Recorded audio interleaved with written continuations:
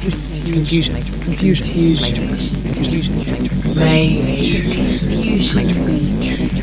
confusion matrix.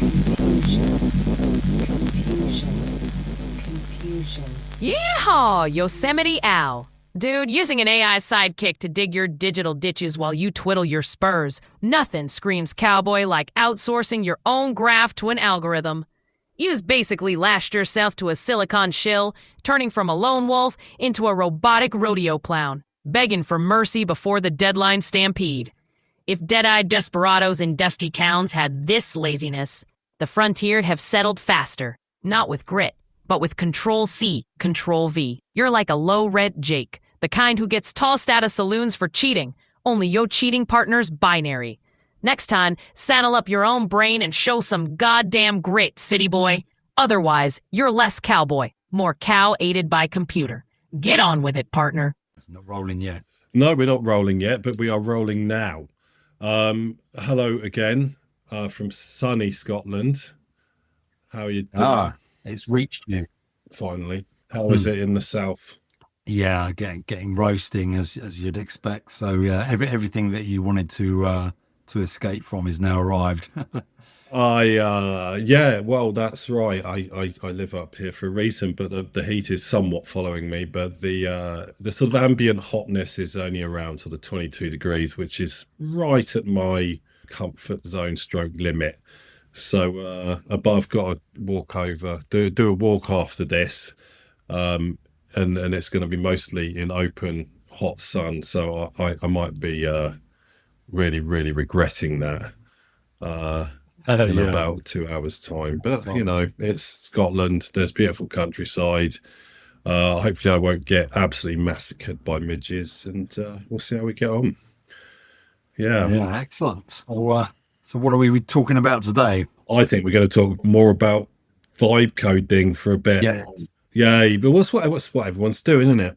I mean, it's everything going forward, or maybe it's not.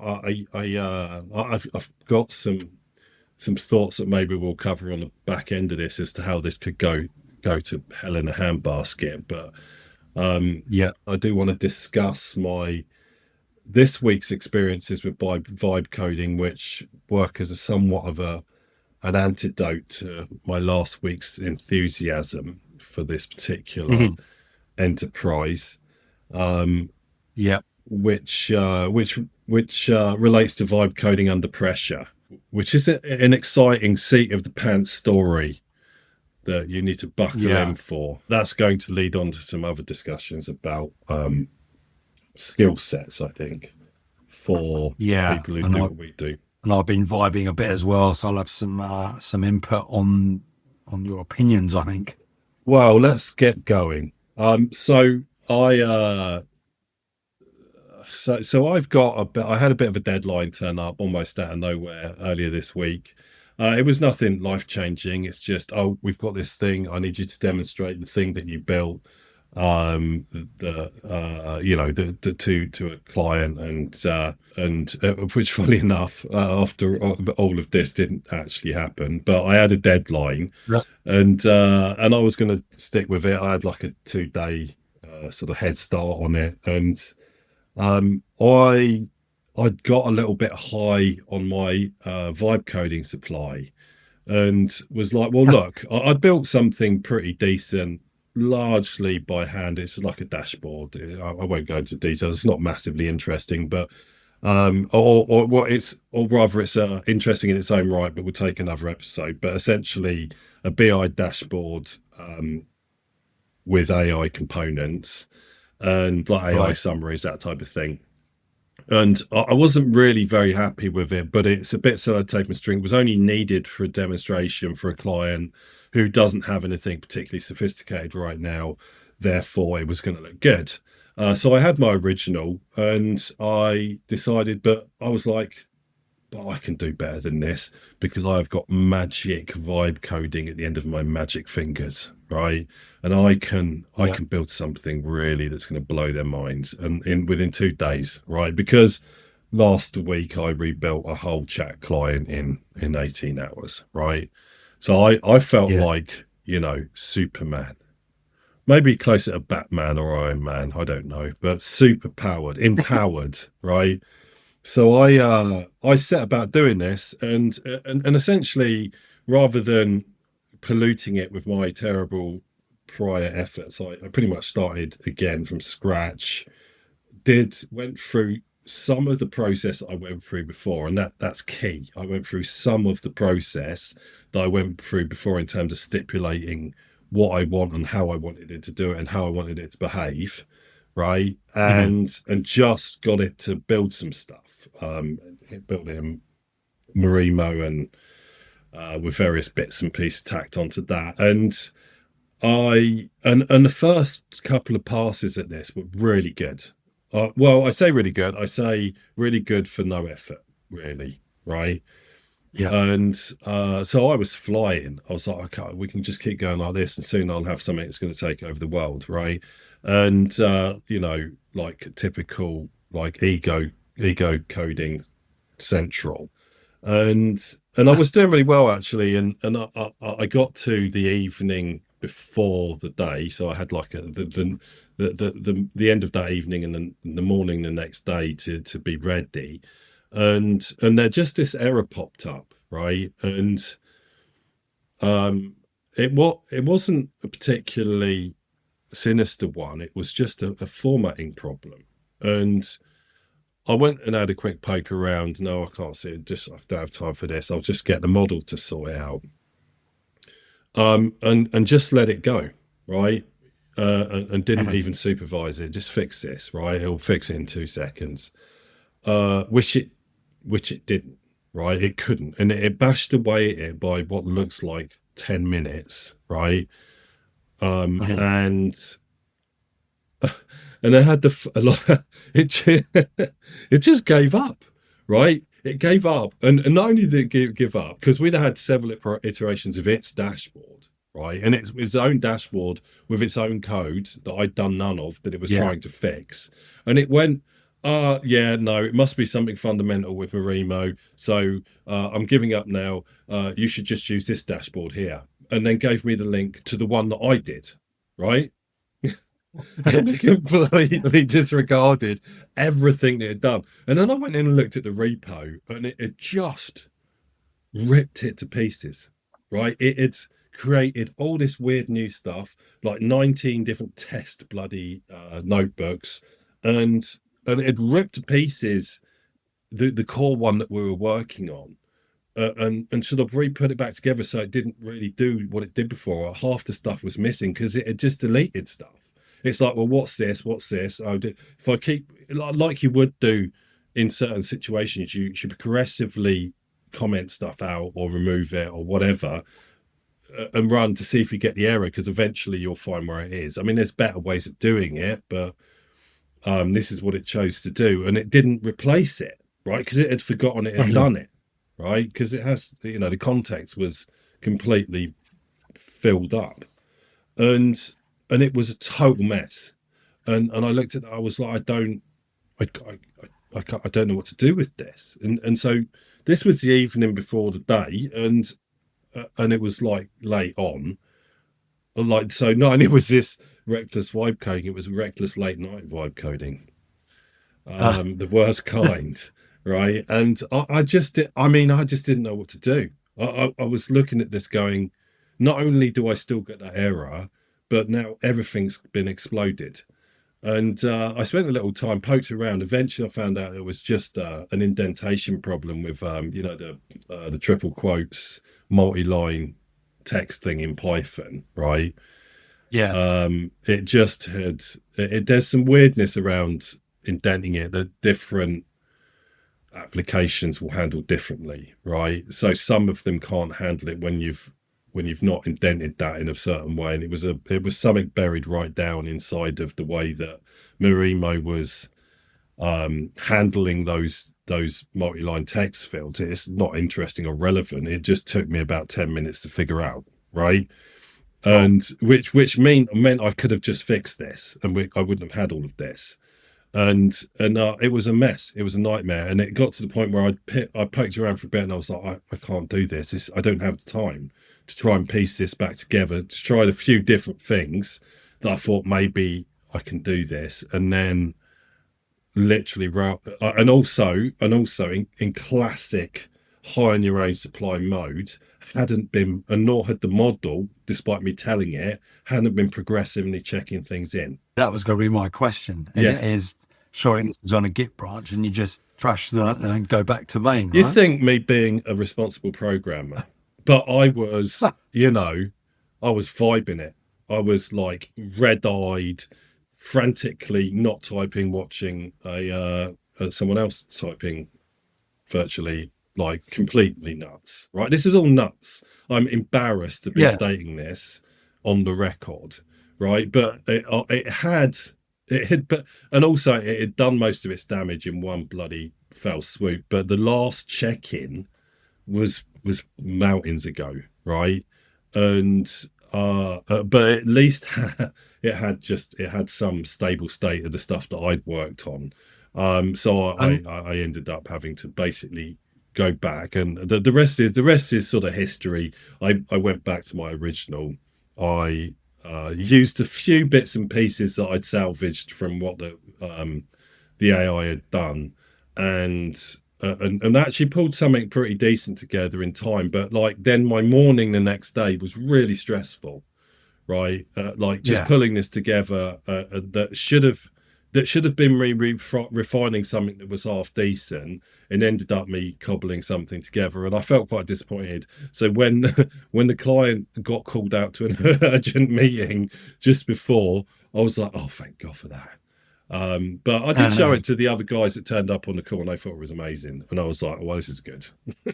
This is good, because I thought I half-assed this accidentally, and you think it's good, so I'm all good. So all's well that ends well.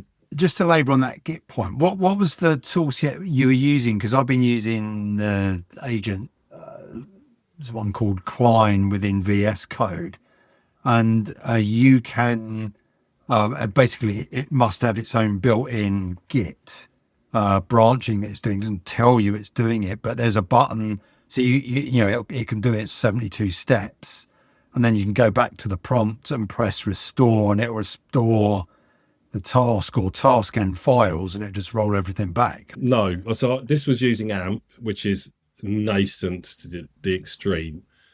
So AMP is it's quite a sophisticated agent that is missing half the requisite functionality, things like that, and Warp is the same. So I'm using bleeding edge stuff here, which is perhaps part of the learning from this, and you can instruct the models to check in as they go along, which they may or may not do. But if I go back to my my OCAT repo we talked about last week, the instructions in there are so explicit, right? And I've kept it so pared back, and I only let it do small things at a time, and I keep a close eye on it. I kind of threw all that out the window, right? I just didn't have the time to do the groundwork. I went in some weird hybrid mode of sort of the exploratory mode that we're very used to doing. That's just part of our job. And while also trying to produce something finished, right? Which is just these two things are not part of the same part of the process. And, looking back on it, it's just the way you're an idiot, right? I did it all wrong. Right, I can't blame the model for this, really, because I didn't give it everything it needed, right? And I think it's a little bit. If anything, it is back on the hire my own supply thing. I got too arrogant. I thought I was more powerful than I was, and I'm sure there's some sort of superhero analogy in it. I'm thinking like Superman 2 with General Zod and stuff. All of this stuff. I don't know. There's something in there, but it was just bad. So I'm going to offer an alternative to that. I mean, it's slightly more Batman in that you don't have a superpower, but in order to be super, you have to be systematic about it, right? You need your Batcave, you need your utility belt, you need your computers, you need Alfred.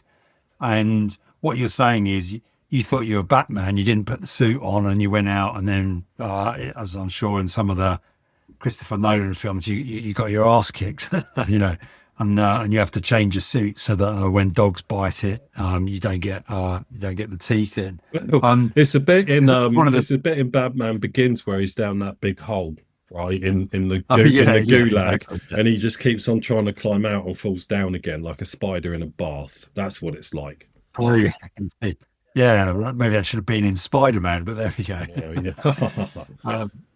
And that was one of the things that I thought was really good, and I was kind of spent the week going through it my brain and revisiting what was your OCAT structure, and whether it probably didn't come through very clearly last week when we were talking about it, but the layers of structure that were in there, and so certainly as we ran through it and as you talked about it, that there's some things which are tool structure and some things which were what you're actually working on, so the output, and they were a little mixed, I think, and that was one of the things I was struggling in my head to get through. It's like, oh yeah, well, I'll get this agent to do this. Well, the fact that it's doing that, it's now going off and reading a pre-built system prompt, which is effectively in a library of system prompts. Yeah, that's part of the structure, that's part of the tooling, that as we spoke about, which is, in any of these tools, all they're doing is they're layering on system prompts, but behind the scenes, so you don't see them. And so you'd explicitly built that, but then actually seeing that was then quite confusing. And that's got me thinking a lot about that. And we discussed a little bit, an end user would just be going, what are you doing here?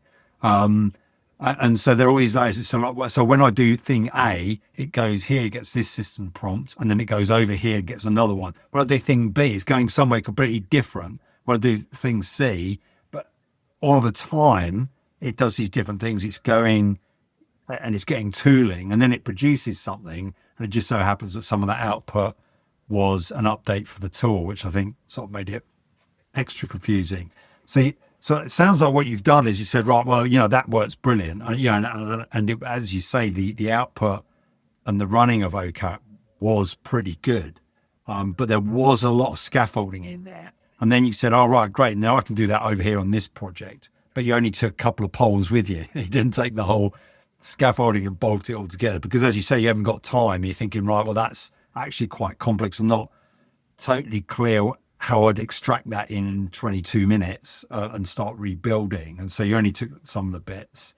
And then, like you say, you work through. And then the classic, I think, for vibe coding is you get a good couple of iterations. And then you're thinking, yeah, this is flying. And then you hit the problem. And as you found, you'd gone some way down the road thinking, oh, this is good. I'll be able to fly without, I'll be able to fly without, it's about fly without the other. And then the problem arises, and suddenly you look back and think, "Oh, I fooled myself somewhat here." Well, I think the Batman without the stuff analogy is actually perfect because Bruce Wayne is pretty badass, right? He goes to the gulag and trains in a hole, and all that stuff. And I've been through the gulag and the hole, right? I'm good at this. I just forgot that I'm mostly really good at this because I built a bat suit, right? And I've got some cool cars and crap. And I just didn't bring any of them with me. I just sort of went out and started tackling criminals with my bare fists, right? And that's exactly what happened. And partly because I think my bat stuff is, as you implied there, is it's a bit bloated, it's a bit messy, it's doing the job, but it's not where it needs to be by a long shot, right? So part of the issue we're here is it's not in a state that I could have extracted it. I mean, the moral of the story is I shouldn't have been doing what I was doing, right? I'm just, my infrastructure just isn't there yet, right? My bat suit isn't finished. Well, and it's interesting what you say about the tools, because I've been using something similar to AMP, but I'm not seeing AMP yet, but it's called Klein, and again, just plugs into VS Code and just operating exactly the same way.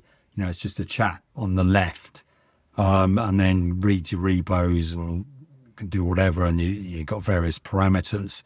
But one of the things that I noticed, because you can roll back, is each step it takes, where it says, okay, I'm thinking, right, I think I need to do these things, and then it'll commit that, and then it'll go and do something, and then it'll commit that, and then I'll say, oh, I'm thinking, oh, I need to do this here, and it's laying it all out, like all the agents do. But each of those steps is actually a commit.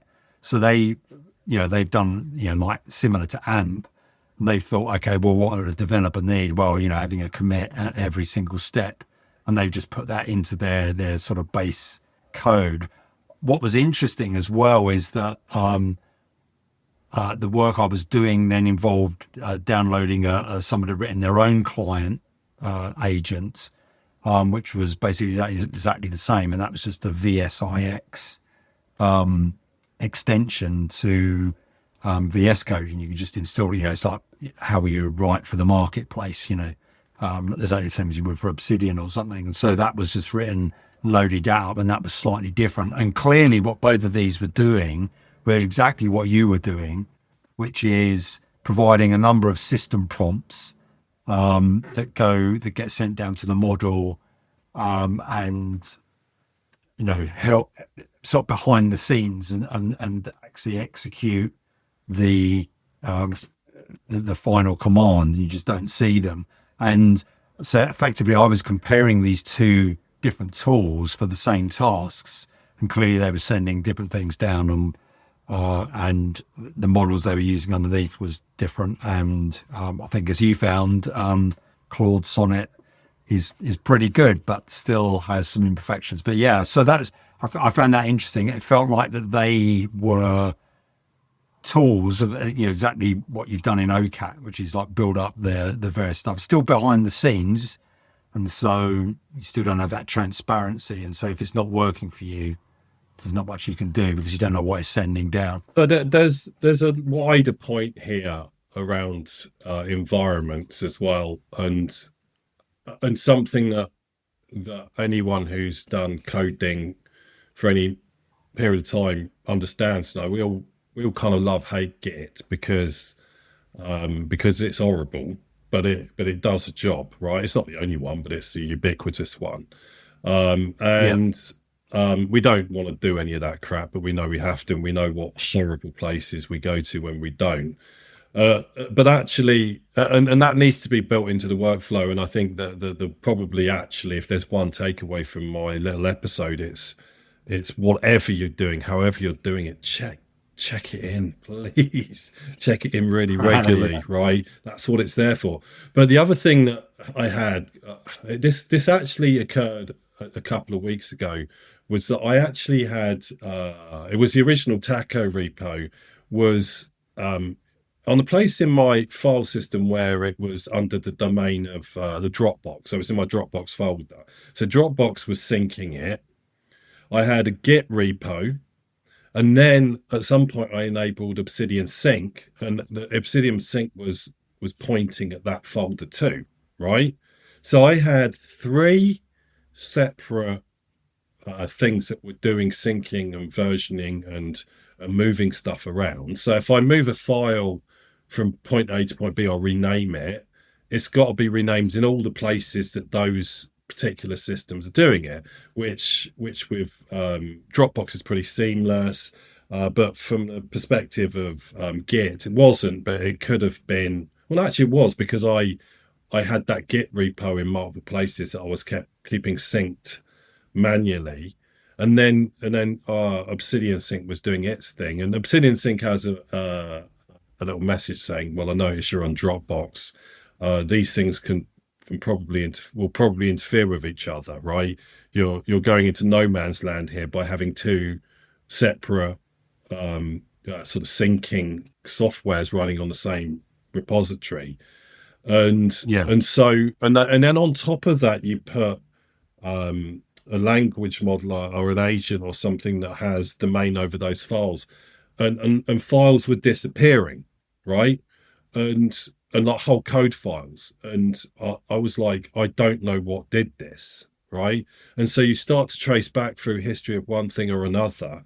And I could have deleted something on Obsidian via my mobile accidentally or deliberately, or by a Dropbox on one of my other machines that are all got synced up. And you go through the history in Dropbox and it's got holes in it. You see, no, there more stuff happened in between here and it hadn't recorded there. And it was like, this is a nightmare, right? Oh my God, what am I doing? Right? I hadn't even noticed. And so I actually moved the whole OCAT repo and the Taco repo and some others out off of the Dropbox, out of Obsidian's reach, and was like, well, all I'm going to have here is Git, right? And you can see what trouble that caused to me, because now, had it still been under my Dropbox folder, I would have been able to rewind, because that takes a cut every time you hit save, which is pretty much permanently, when the files are being changed by an agent. So, I mean, environment matters. And I've also got all these Conda environments. They've all got slightly different things, different version of software. So I end up firing up an agent that freaks out because the thing that it was working on suddenly is throwing errors, notices that there are problems with the environment. Like a Python package is out of date for the version of some other Python package, starts manipulating on stuff on that. I realize at some point, because I'm using some other application that has different dependencies, that's broken now. And it's like it's a mess. I mean, it's a total mess. And this is not, I'm not working on production systems that are powering, customer facing stuff. So none of this is catastrophic, and it's all recoverable from. But I've made a complete dog's dinner for myself. And I need to just tidy up. It's like I always bang on my other podcast about art about tidying my studio, tidying my creative space. I don't need it to be clean all the time. That's not helpful, because otherwise I'll spend my whole time tidying. But sometimes you've just got to stop everything you're doing and do a complete blitz, right? And reorganize. What am I doing now? How do I need to get my stuff in order so that I can be working better on the tasks that I'm doing right now? And I am at that point. It is a disaster zone. And so I think all of this pointed towards my particular little, episode this week. Well, and deadlines and pressure always really bring it to the fore, because that's when you need your utility belt to have exactly what you want in it, and what is there. Yep. It's no good to find that suddenly you loaded it with all the wrong things. Well, Alfred came in and moved everything around. You know what I mean? And so now where's my little cable thing for stuff? And where's my little bat gun? Oh, Alfred cleaned it. It's in the dishwasher. Right. I mean, no. Right. And that's what it's like, because Alfred, maybe I'll need to rename all my agents Alfred. We can carry the Batman metaphor quite to an extreme here, can't we?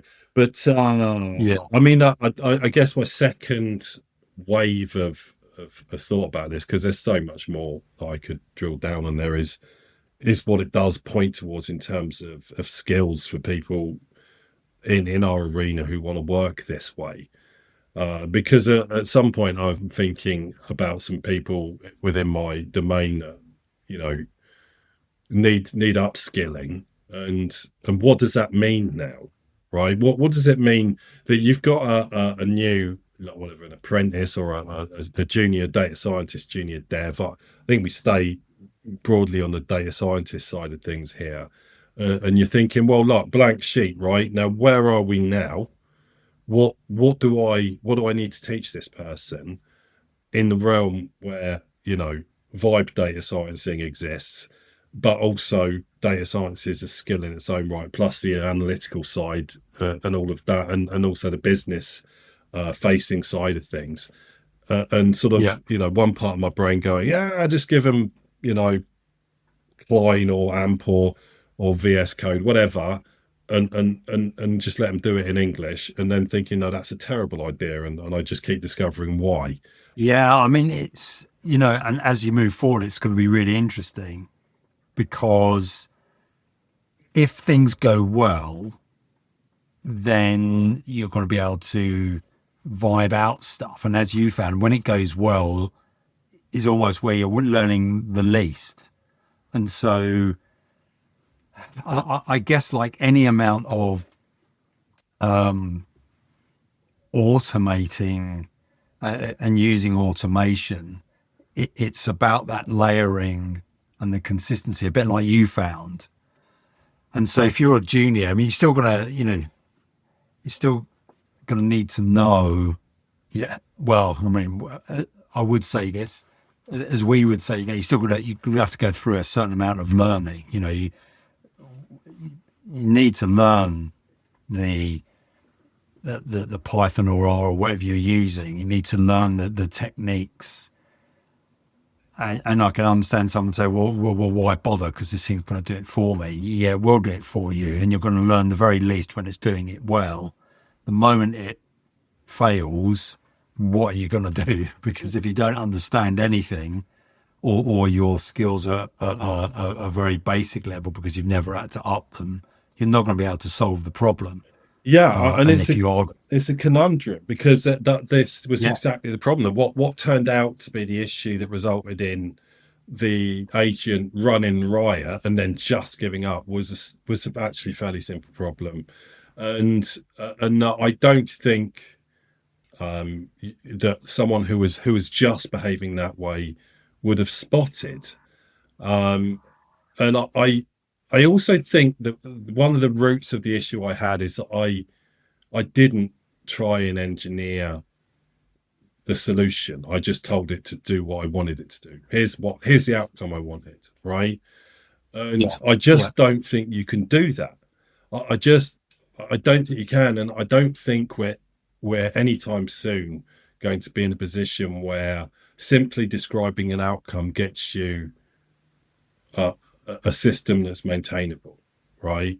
You might be lucky, but it's just because I was not prescriptive enough. And I don't see, if you haven't learned the foundations, in fact, if you haven't learned some fairly involved engineering concepts, then you're not going to be able to be prescriptive in the right way, and then you're not going to be able to diagnose problems, right? And if, as you point out, all you've ever done is tap English words into a prompt, I mean, this is a recipe for disaster. I mean, I know that old geezers like us always say this type of thing when new things come along, and I'm willing to be proved wrong here, but as it stands, anyone doing that, what I've been doing, they shouldn't be doing it without the right skills level. Yeah. Well, what's interesting, and to flip it around how might you learn in this environment is quite interesting.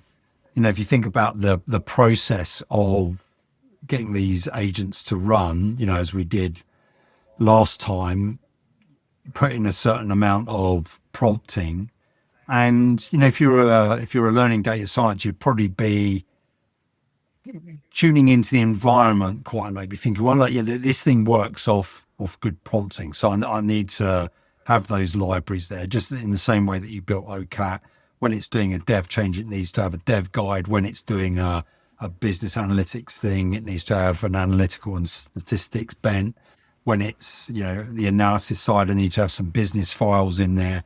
And so you'd probably be thinking on that. And so then when you're actually running stuff, you're sitting there, you're watching the agent. And this is one of the things I found was a shift in how you work. And I think got to be a little bit careful of burnout, is you're sitting there watching the agent and it's reasoning and writing down its reasoning. Okay. So it says, okay, you've asked me to do this, and it breaks that out. I don't know if you listened to the Practical AI episode a couple of ones ago. They had a guy on from NVIDIA, and he was talking about what that actually is. And it's just exactly the same models, these reasoning models. They're exactly the same. There's nothing different, but they have a step, which essentially, the way he told it is taking your query and, it has a bent of, well, let's break this down first. And that's that first reasoning step you get. It says, oh, the user's asked me to do this. All right, I should therefore take these steps, and it gives you its 8-point plan.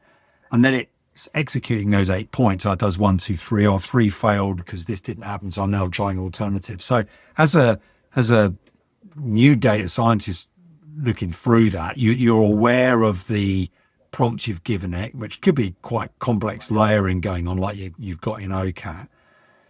You've probably given it a fairly decent prompt in the query you've given it, like do some analysis, take this data, you've got some thoughts, and then it's writing down these steps, which can actually be, quite complex. All right, it's asking me to do this, right, I'm going to do this. And you could just kind of glance over it, or you can actually follow it and go, okay, well, why is it doing that? Okay, well, that's good. It's doing this. And that's pretty intense. This is what I've been finding, that if you're actually following it along and trying to interpret it, it's like someone saying, it's like doing a walkthrough. You're sitting with someone and they're saying, oh, here's the code I'm doing. Look, I'm now doing this. And you're going, okay, well, why are you doing that particular command? Sometimes, you can get distracted at that lower level. Sometimes you just go, oh, right, yeah, you're reading a file and you get all that. Okay, don't need to look at the detail of that. So I can understand that. But if you're doing the same with these reasoning steps, and there's definitely some learning you could have from that. And also you could get quite adept at seeing, out of his 8-step plan, step 4 was where it went wrong. And then, you do your rollback to step 4, give it a slightly improved instruction and go from there. So I can see a flip side here, which in that process itself, you could get more learning and start to do things in a different way. Whereas we might want to go, all right, well, let's jump into the code. Oh, I can see what it's doing wrong. Someone else might say, well, I don't have that level of skill, but what I do have is I can see where it's gone wrong in terms of its process. And I can roll it back to that point and then push it a little bit more at that point on certain detail, and then, let it write its better layer rather than me prescribing that it now needs to do that better layer. And you think, well, how could you do that? Well, you don't have the skills to say you're missing these 3 libraries, you need to go and do this, but you might have the skill to say, be careful about going wrong and doing X, Y, and Z. In other words, learning from the previous step, telling it what not to do and to be careful of that, and then see if it can then find the libraries that it needs. So I could definitely see somebody learning and driving in that manner, and therefore not actually needing to fall back on the skills that maybe we have. Does that sound reasonable? I think like everything around these things, it sounds superficially reasonable, but I think and there's nothing wrong with it. I think a very diligent learner will look at it like that, but there's better ways to learn with a model than that, with AI than that, for a start, for all the reasons you pointed out as you went along. And I think in reality, people either are under pressure to get things done from someone else, or just want to get to the next exciting thing. And so when they come up with their list of their plan in English, they're going to do thing A, thing B, and thing C. It all sounds very reasonable. I usually scan those and go, well, that seems about roughly in line, because I can always back it out, or whatever, if I've been doing my job properly. But I think that the tendency is always going to be to just, go do that. Go on. Sounds good. Look, go on, do it. You know what you're doing. And then, I mean, part of the issue I had this week was not that everything was irredeemable after the model had run riot. It's that I didn't know what it had done and how it had structured it, right? Because it had put things in multiple files around there. There was like a modules folder that had several different things, and within that it had functions that it was using, but functions it had been using before that had been disregarded, and there was multiple levels of abstraction in something that had taken 10 minutes to build, right? And it wasn't like that I couldn't have figured all of this out. I have the skills, right? What I lacked was the time. Right. And so if you lack both the skills and the time, you're screwed if you end up with either spaghetti code or just some really odd error that ultimately will boil down to a library mismatch or something because you're on the 2 newest versions of 2 Python libraries that are way newer than the model that you're using in terms of when it was trained. And we can troubleshoot that. And I think that once you get to this point where you've got thousands of lines of code because you can, then you're screwed regardless if you don't have the right level of skills and or you don't have the time. So, and this is where the rubber really hits the road. And I think you got those two things. You got a pressure of deadline, and that kind of feeling of, well, just let it get on with it, and always a bit of losing focus. And that was one of the things I found this week was, it's a different way of working. Now as data scientists, we're quite used to doing a lot of deep thought work. And so you're getting right into it and someone interrupts you and it's like, what planet am I on? It can be quite shocking sometimes when you come out of that depth and you're holding a lot of things in working memory. You're holding your code, you're holding your analysis, you've got numbers, and that can be, that's pretty intensive. Obviously, it's why we love the job. What I found watching these models was if you're following it through and then it's giving you some code, but like you say, you've not written that code. So now you've got to concentrate because you're looking at someone else's code, right? You're trying to understand what it's doing with a few comments. And so you're taking that in and then it's doing another step. And perhaps you might think, well, why is it taking that step? That's not what I would do. And so then you're fighting your bias again. And again, you're thinking, you're trying to work out, you're analyzing, your problem solving.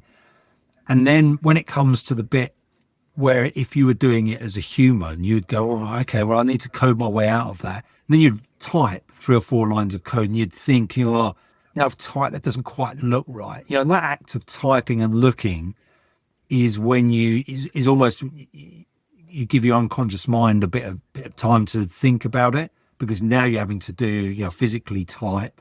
Your brain is suddenly focusing on getting the syntax right. So suddenly you're into a mechanical, more monkey brain, and the analyst can take a few seconds to rest. And I often find you do the typing out, you get to the end and you think, I know this is not going to work because I think it's going to be that. And then you run it and you think, yeah, that's right.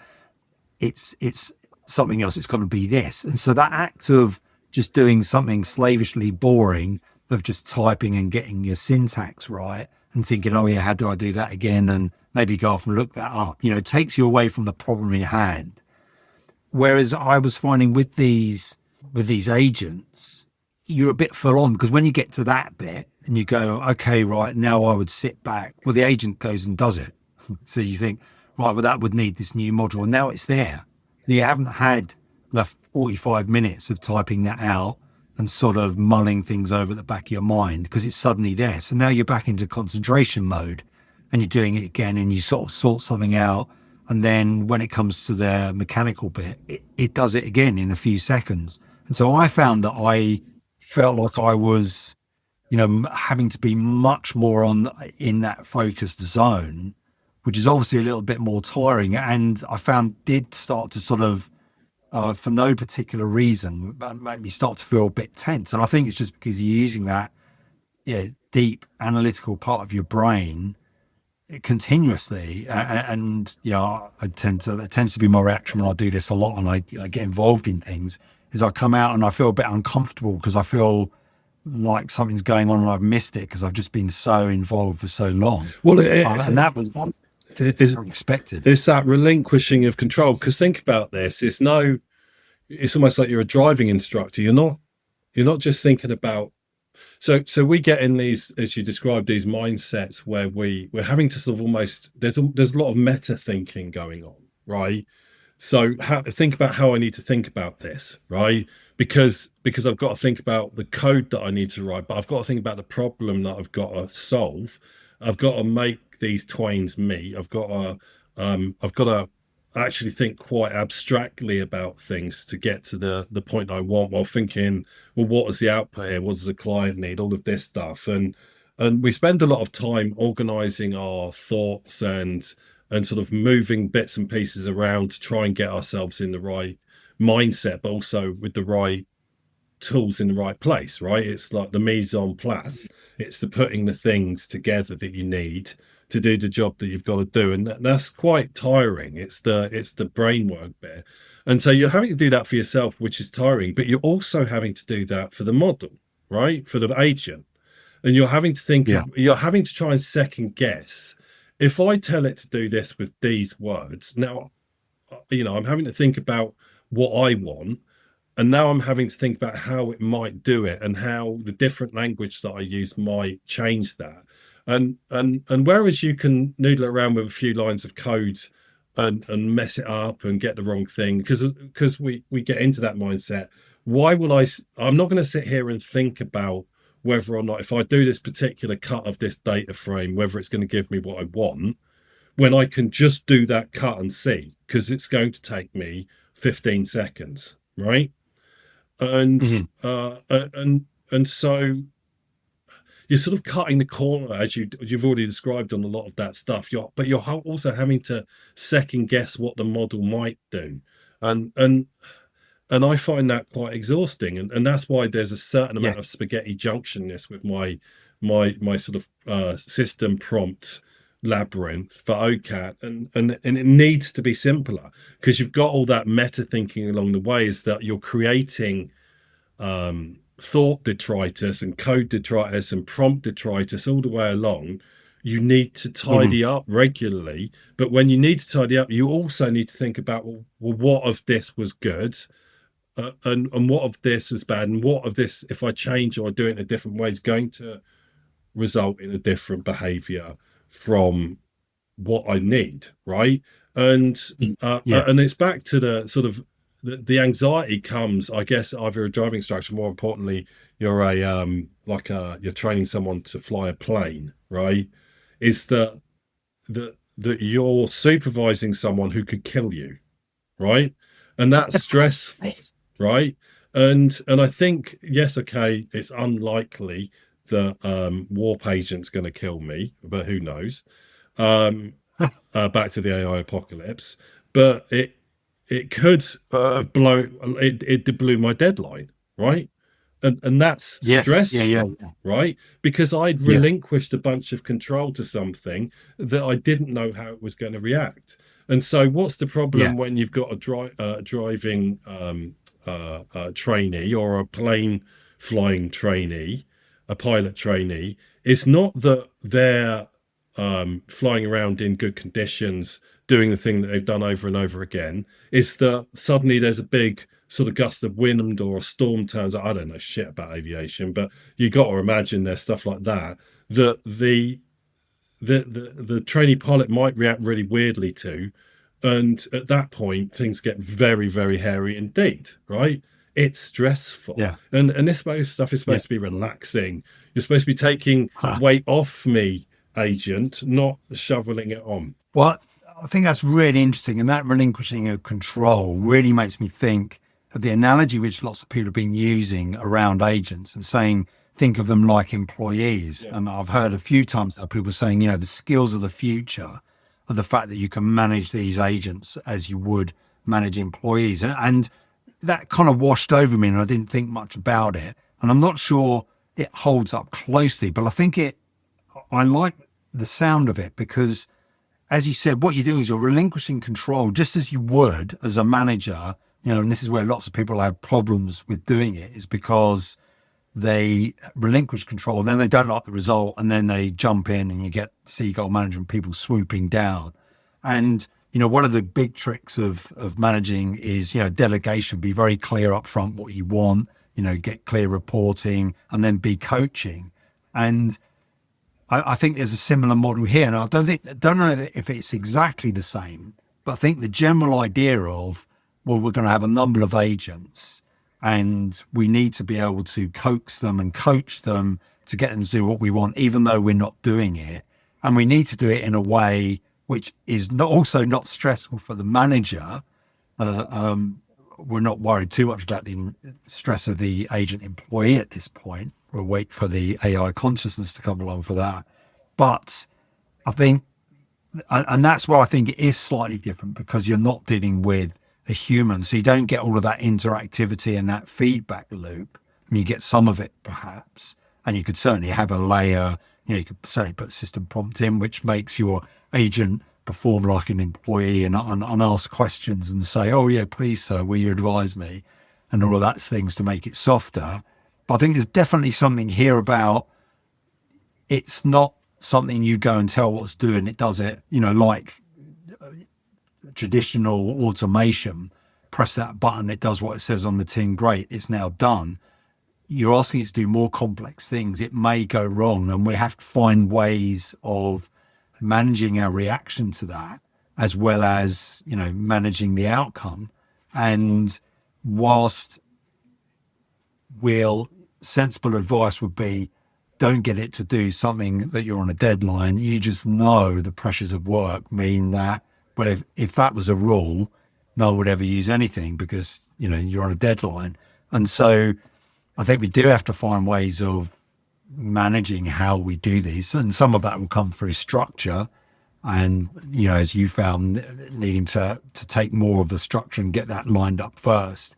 But some of it's going to have to come from how we react and deal with these agents, and that idea of managing an agent, and think of it as a team, and not in the same way. And I think that's where it falls down. It's not, you wouldn't manage a team of agents the way you manage a team of humans, but there's something there which says, as a manager of them, you're not the doer. They're not just going to do what they're told, and you've got to find a way to navigate that. I don't actually think it's closer than you think. I think it's a good analogy in that it's almost the same, right? But it's not, and it has to be an analogy because we're not dealing with humans here, right? And so the empathy aspect has sort of been stripped out, right? And they're not going to quit because you got a bit shirty with them about something, right? Although we can come back to the strange feeling of empathy with language models at some point. But the thing is that the mechanics aren't that different, right? So you've got human employee A, who is really, really diligent, but has a tendency to get completely obsessed by details when she should actually just ship the work and move on. And then you've got this other employee. She's she's all over the place, but she comes out with moments of genius. And you keep these two around because they're both useful. And so sometimes you need your unpredictable employee to be a bit more predictable, and sometimes you need your predictable employee to be a little bit more freewheeling, right? And you manage them differently, right?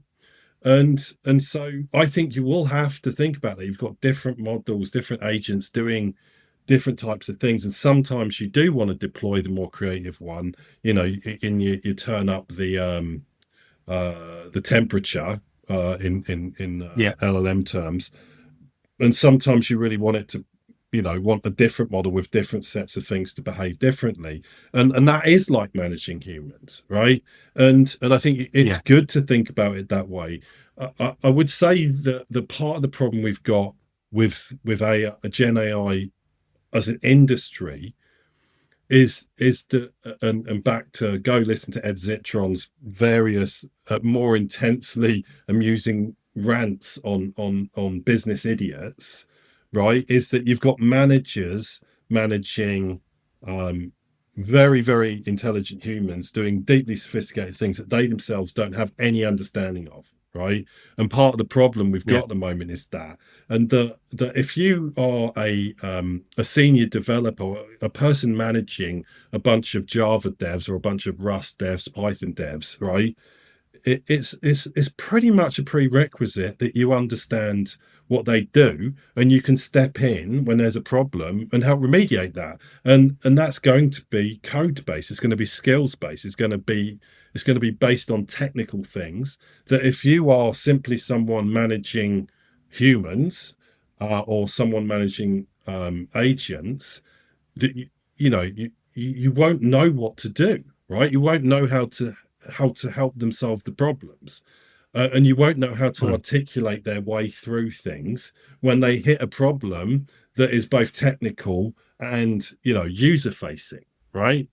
And you can't help them reason their way through that. And so we get to this point whereby if no one's learning the skills, who becomes a senior developer, right? Who becomes that person who's corralling all these agents, because they do need to know the skills that those agents have, right? They do need to Yeah. know the aptitudes of those agents and how and where to deploy them. I don't really see that the situation's changed dramatically, other than we're starving the system of people who can do that role in the future.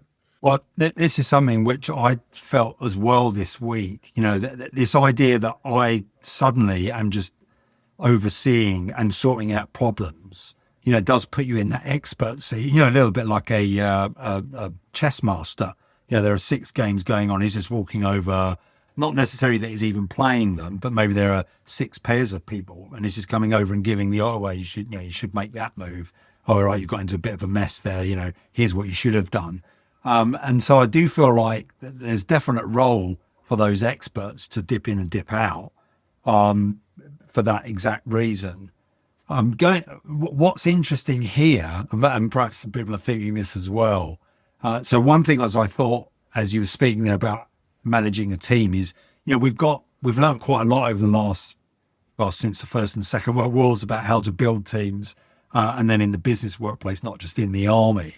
And so you've got all of these, you know, kind of personality types, you know, that make up a well-rounded team. So one thought there is, well, why wouldn't you create those 8 different types, you know, the completer, finisher, the plant, the ideas person, the chairperson, you know, create a different bot with a different bias, and then join them all together so that your team is well-rounded and that your process uses, you know, all of them in different times, various measures. And then part of that as well is, as a manager, you know, it's always good to have a coach, we would have called a mentor maybe in the past, but definitely a coach that you can get through. So you were talking about the problem of, well, we've got to a point where I can't solve that problem. Well, why wouldn't you then have a bot whose specific issue is, one, helping me to manage my reactions to it? That might be one bot, and another one might be the expert bot, who is used to coming in, you articulate where you're struggling, why you can't see this, why you got that, and then it's like a troubleshooting bot. Now, it may not be any better than the bot that's run it in the first place, but as we know, when you give them a different bent, you do sometimes get different answers. So I think what I'm saying is, for all of these problems, can you just not create another agent which is, you know, has a bias to solving that particular aspect? So, of course, an agent's a low cost and fairly easy to deploy, and very easy to deploy in a very haphazard way, as I discovered. And so suddenly you've now got 500 management bots, right, to manage 10 delivery bots. And at which point, where do you troubleshoot the problem in that particular environment, right? Now, there are problems. I get everything you're saying, and my brain is literally torn in two. But I do love the idea of Belbin for bots. Belbin for bots, you heard it here first, and then we're going to have Myers-Briggs for machines, right? Yes. Belbin's for bots and Myers-Briggs for machines. So we'll be marketing that from next week. I have to go and see a man about a very real world machine that is a car. So I really, really have to go. Otherwise, he's going to get quite grumpy at me. So I don't have any AI bots I can send off to do that. So if anyone's working on a dealing with car men bot, I'm all ears. But in the meantime, I have real world to deal with. So I have to go. Yes. Yeah, I too had car issues today. So yeah. Oh, good. Well, let's hope that we both come back in. What was it called? Knight Rider, was it? The car that was run by Kit. And Kit. And we'll be David Hasselhoff. Yeah, is that right? I'm always David Hasselhoff. I don't know about you, but you know, every day is a David Hasselhoff day for me. I'm just about to buzz off and stand on the Berlin Wall and sing at some people. It happens from time to time. Brilliant. Right, well, until next time, Mr. Hoff, we'll speak again. Yes, yes, indeed. This has been fun. See you soon.